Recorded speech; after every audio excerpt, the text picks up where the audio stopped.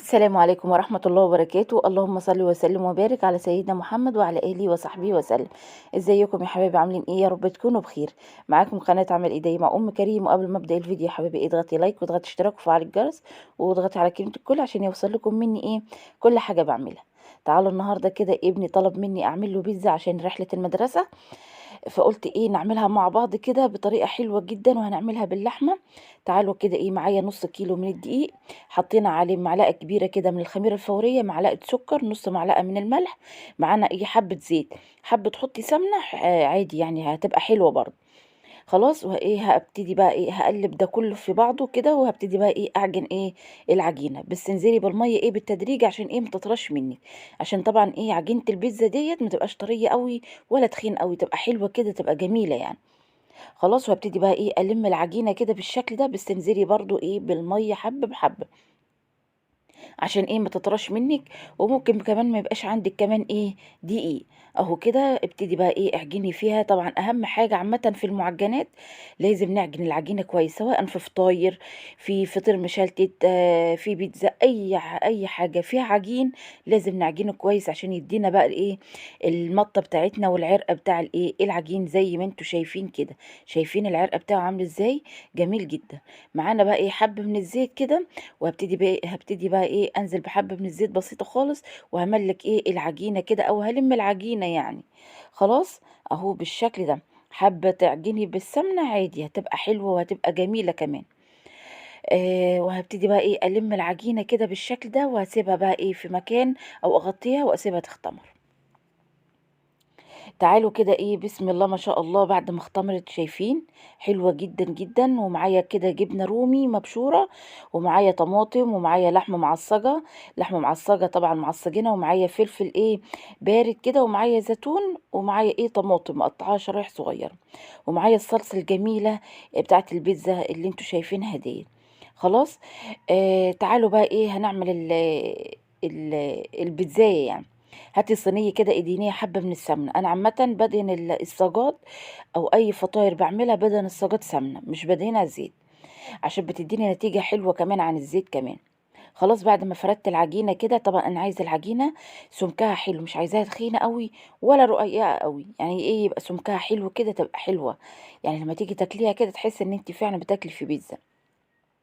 هابتدي بقى إيه، هانزل بالصلصة كده وإيه، وهنوزّع عليها بقى إيه، الصلصة كده على العجينة. طبعًا الصلصة دي تحفة وجميلة جدًا. الصلصة دي عملتها إزاي يا أم كريم؟ حطينا بقى إيه، حبّة توم بسيطة خالص على معلقة سمنة ومعلقة زيت، وحطينا كده إيه 4 معالق من الصلصة وحبّة مَيّة وسِبتهم كده إيه على النار 5 دقايق، طبعًا مع الفلفل مع فلفل أسود مع الملح، وهاسيبهم إيه 10 دقايق كده على النار إيه هتتسبك مع بعضها. خلاص، هي كده إيه الصلصة بتاعة الإيه البيتزا. وهانزل كده بالطماطم، هاوزّع الطماطم كده بالشكل ده عليها يعني. هو عامةً ابني هو عامةً أولادي يعني بنتي أو ابني يعني بيحبوا الطماطم كتير على البيتزا، يعني ساعات كمان ما يبقاش عندي جبن، ما يبقاش عندي زيتون أو في لحمة، بيعملوا بيتزا بالطماطم والجبنة بس. بيعشقوا البيتزا بالطماطم، يعني بيحبوا يكتروا فيها الطماطم يعني. وهانزل كده إيه بالزيتون، هاوزّع كده إيه زيتون كده بالشكل ده. هو عامةً ال البيتزا اللي فيها اللحمة ما يحطّوش عليها زيتون، لأ، أنا باحب أحط زيتون سواء على اللحمة أو لو هتعمليها بالفراخ. هو عامةً يعني الزيتون بيدّي طعم حلو جدًا للبيتزا يعني، بيدّيها طعم كده حلو وتحسّي إن أنتِ فعلًا بتاكلي بيتزا. خلاص، يعني ما تكتّريش، يعني هي حبّة بسيطة كده من الزيتون. وهانزل كده إيه بالفلفل كده بالشكل ده، أهو كده. شايفين؟ جميلة جدًا، جدًا، جدًا. وهانزل كده إيه، هاوزّع اللحمة كده بالمعلقة بالشكل ده، أهو. طبعًا حابة تعمليها بالفراخ، حابة تعمليها بالبانيه، براحتك أنتِ خالص، يعني بُصّوا اللي يريحِك اعملي بيه.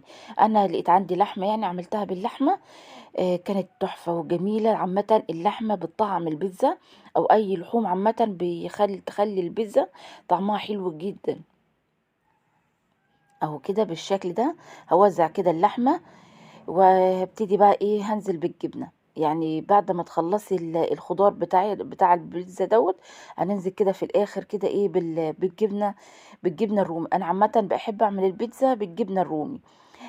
عندِك جبنة موتزاريلا حطي، بس أنا يعني بافضّل أعملها بالجبنة الرومي، بتدّيها طعم جميل جدًا وحلوة وتدّيها طعم جميل يعني. خلاص، أهو كده بالشكل ده خلّصناها، وتعالوا بقى إيه، هنعمل بقى إيه، حبّة ساندوتشات كده، ساندوتشات بيتزا.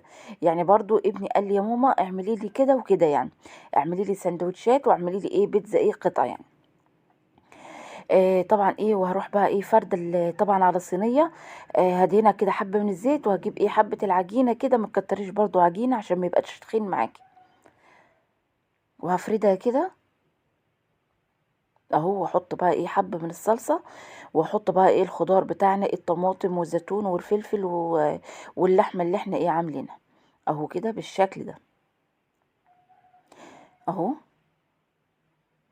ابتدي بقى إيه نرص كده الطماطم بالشكل ده، وهابتدي بقى إيه أحط زيتون، وأحط فلفل، وأحط لحمة، وأحط جبنة، أهو كده شايفين، وأحط لحمة.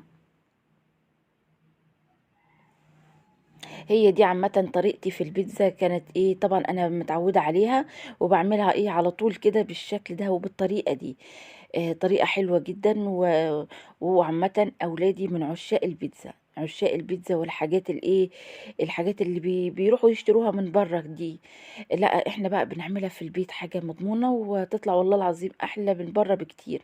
هاتي صينية كده وندهنها حبة من السمنة، وهنشيل الساندوتش كده إيه وهنحطه إيه في الصينية بالشكل ده. شايفين؟ هاخلّص الكمية، وبعد ما خلّصت الكمية وطلّعتهم كمان من الفرن، شايفين الجمال؟ جمال البيتزا والله العظيم تحفة. وده طبعًا إيه، بعد ما عملت الساندوتشات لابني زادت حتّة عجينة، فقُلت بقى إيه، إحنا ما لناش نِفْس، عملت بقى إيه الساندوتش العائلي دوّة، وحشيته كده وإيه، وقُلنا بقى إيه ناكله مع بعض. ودي إيه الساندوتشات اللي هياخدها ابني معاه، جميلة جدًا شايفين، طرية والعجينة خطيرة، خطيرة، خطيرة. شايفين طري إزاي وتحفة، والبيتزا جميلة جدًا، جدًا، جدًا. شايفين؟ بُصّوا، وسمكها حلو جدًا. شايفين؟ يعني بُصّوا استنى أنا هاورّيكم يعني سمكها عامل إزاي. بُصّوا سمكها عامل إزاي، جميل جدًا، مش تخينة ولا رقيقة معايا. وتعالوا بقى إيه، بُصّوا بنتي جنبي بتقول لي: "يا ماما افتحي اقطعي الساندوتش عشان إيه نصوّره يعني." بُصّوا طبعًا هو عائلي، هو كبير، فقُلت إيه طبعًا إيه، ناكله مع بعض كده كل واحد إيه، حتّة كده إيه من الساندوتش الخطير الجميل ده.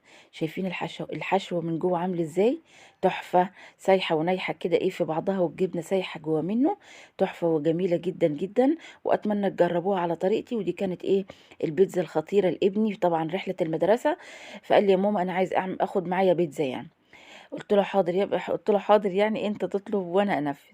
ولو عجبكم الفيديو لايك وشير كده لأعمال إيديّا مع أم كريم، باحبكم في الله، أحلى متابعين، والسلام عليكم ورحمة الله وبركاته.